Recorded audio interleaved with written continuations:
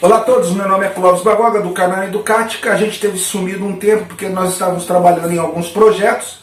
E esse vídeo aqui que a gente vai reiniciar os nossos vídeos em 2021, a gente vai dar uma resposta para um seguidor do canal chamado Cid Alvarenga. Ele perguntou como seria interessante a gente dar algumas dicas de como a gente identifica um bom projeto para se produzir ou desenvolver e como a gente precifica ele, né? Ou como você chega ao valor final desse produto.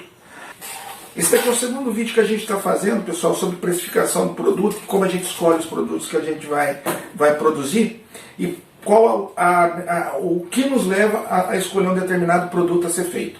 Tá bem? Então segue o vídeo aí. O anterior a gente deu algumas dicas do nosso ponto de vista. E se você gostar, se inscreve no canal, dá seu like, compartilha. Pessoal, no vídeo anterior eu falei um monte de abobrinha, né? Como vocês escutaram. E eu dei como um exemplo o dono da padaria que não sabe fazer pão, que não sabe fazer nada, então ele depende de todo mundo para ter a padaria dele funcionando.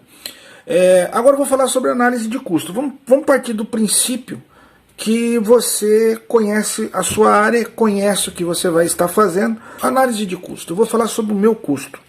Qual que é o custo inicial, pessoal? O custo inicial é o ambiente que você está, a energia elétrica que você gasta, quanto que você tem de espaço na sua instalação física e quanto isso te custa.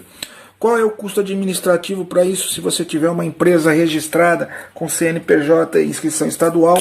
Isso daqui é os 3 custos que você vai ter inicial fixo. Então ele tem que estar embutido no quanto que você vai cobrar para fazer um determinado produto. Se você tiver funcionário, você vai ter o custo da sua equipe, tá? Então você vai ter que levar isso em consideração também. Desde que você seja o padeiro que saiba fazer pão, uma eventual falta de um deles, você consegue dar conta do recado. Na falta de todos eles, aí é um problema sério. E aí você tem o custo do desenvolvimento, que é o que a gente realmente tem que falar. Por exemplo, pessoal, o tempo.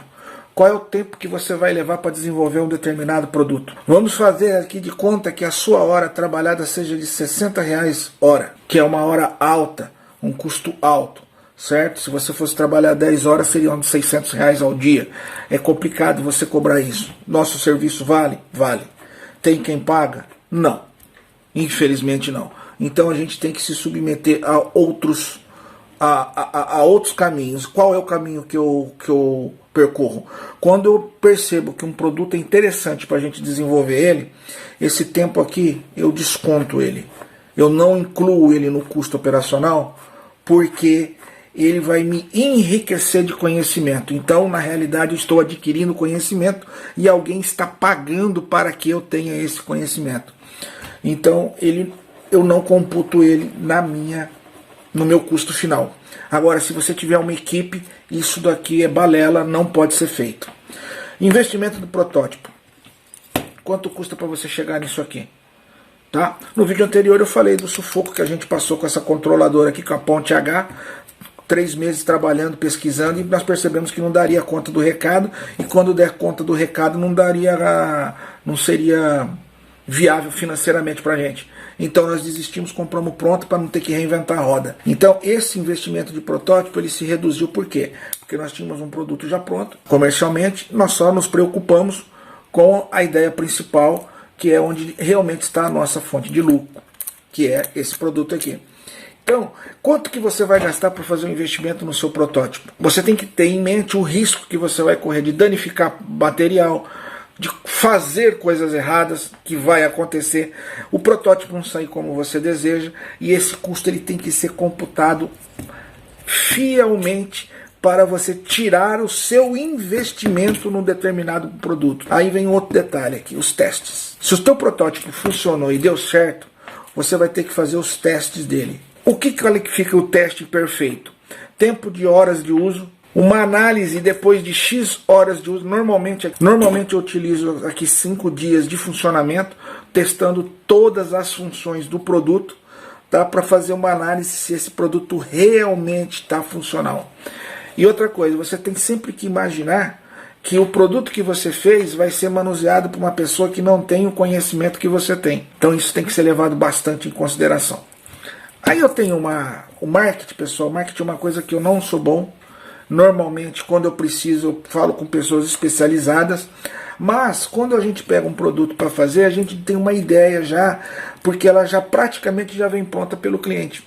Quando o cliente não quer a reserva ou não quer a exclusividade do produto, a gente acaba aprendendo com ele muita coisa que ele vai fazer com o marketing dele e qual é o setor que ele vai atingir. E isso ajuda bastante pra gente, tá? E a estratégia de venda, pessoal, ela é acompanhada do marketing, certo?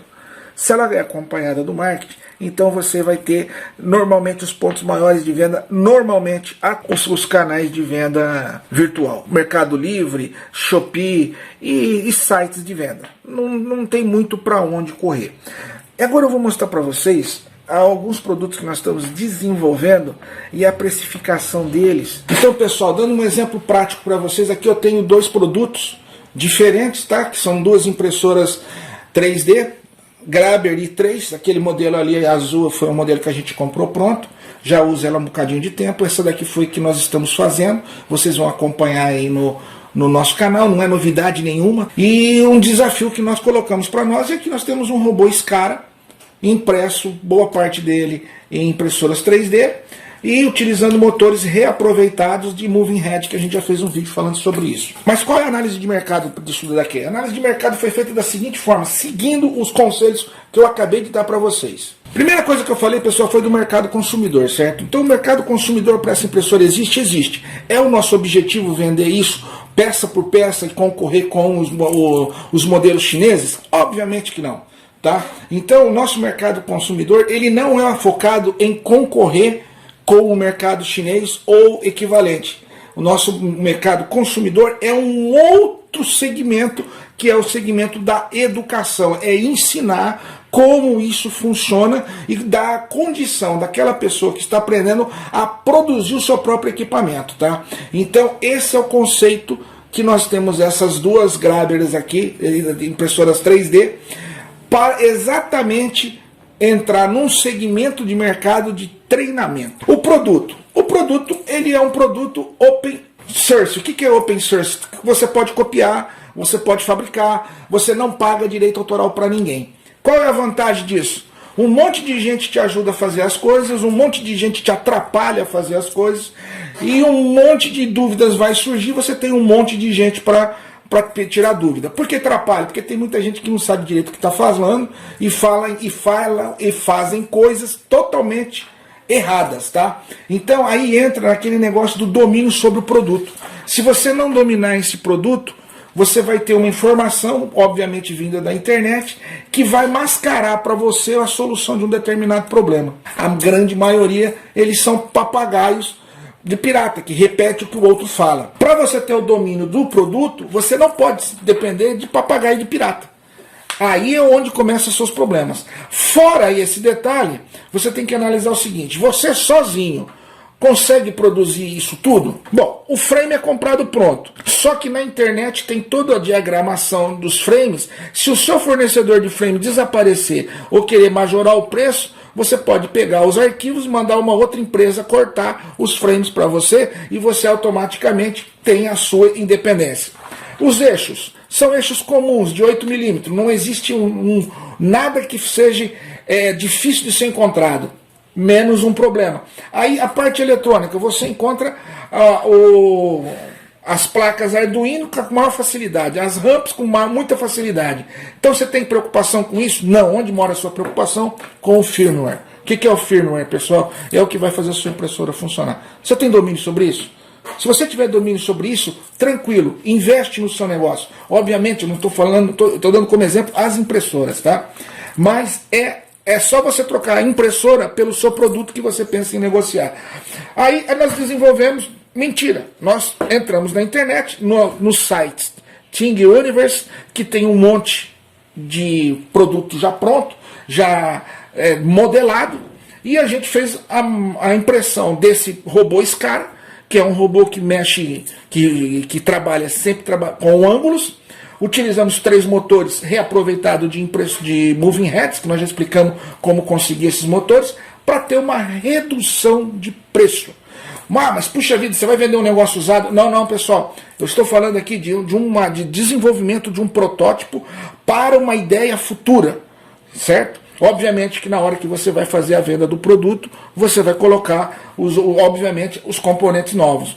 E precificar isso aqui tudo para saber se o seu protótipo vale a pena e se você vai conseguir encaixar ele nesse seu mercado, no nosso caso, na área de treinamento. Eu só vou finalizar o vídeo para fazer o vídeo o mais curto possível, para você não precisar ficar vendo a minha cara, então você pode simplesmente ouvir o que eu tenho a dizer no meu ponto de vista.